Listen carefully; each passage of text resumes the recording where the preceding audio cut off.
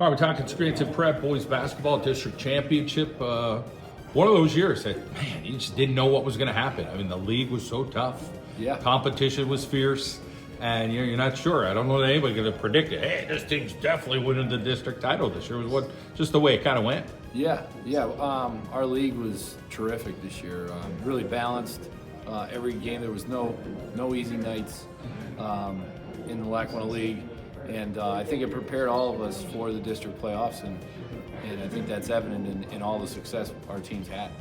Let's talk a little bit about some of those challenges during the year and playing teams and what you learn about your own identity there at Scranton Prep and playing Cavalier basketball. Yeah, I mean that was one of our mindset for the past 10 years since I've been there, to go and play a great exhibition schedule, because we know that it'll prepare us for our league schedule, and then our league schedule will hopefully prepare us for district playoffs and if we're lucky enough, the state playoffs.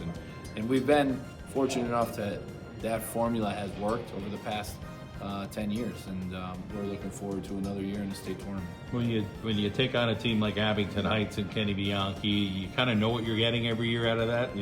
That system, they don't deviate from it so much. They have different student athletes coming in, and then you got Scranton, Coach Battaglia. He's got his kid on the team this year, and then you go over to Valley View this year. A bunch of good athletes, well-coached team. Yeah, and then West Scranton goes and beats a really good Dallas team in the district playoffs. So our league was so tough, and I think that's a credit to the coaches and the athletes and the school districts and their programs. And it definitely helped us become a better team, and hopefully it's going to help us succeed in the state tournament as well. Let's talk about your identity with Scranton Prep this year. Did it change much as the year went on, or are you guys kind of the same team since the beginning of the year and just kind of fine-tune some of those skills? Yeah, just fine-tuning our rotations and the guys having different roles than maybe they're used to in the past.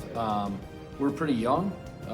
Really only have 2 seniors that play a lot, and mostly juniors and 2 sophomores. So, we had some learning curve early.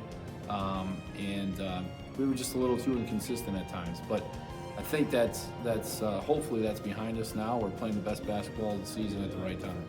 The expectation at Prep is to win, and talk a little bit about, student body behind you, the fans, the parents are all in. Having your kids on the team that are all in, and then you and your coaches, being involved there at Scranton Prep. There's an element of, expectation. But again, you still got to go play the game. So Let's talk about, getting to the arena, knowing there's going to be a great crowd with Valley View, and then getting the job done in that fourth quarter. That was the great surge for you guys. Yeah. I mean, we strive for excellence in everything we do at Prep, in the classroom and on the athletic fields and on the basketball court. And we hold ourselves to a high standard, the student athletes and the coaches. The basketball alums have been great and supportive.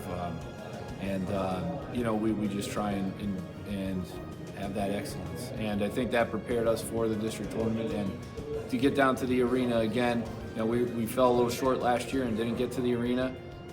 So this year it felt really good to get back there. And first time we were there as kind of an underdog to a really good Valley View team who we respect a lot. Coach Kirkus and I have the utmost respect for each other.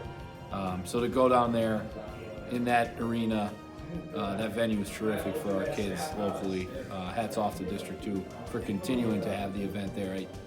I hope they have it there forever, because it's just a great experience for the kids. And for us to be able to get that win on that court and that venue was terrific.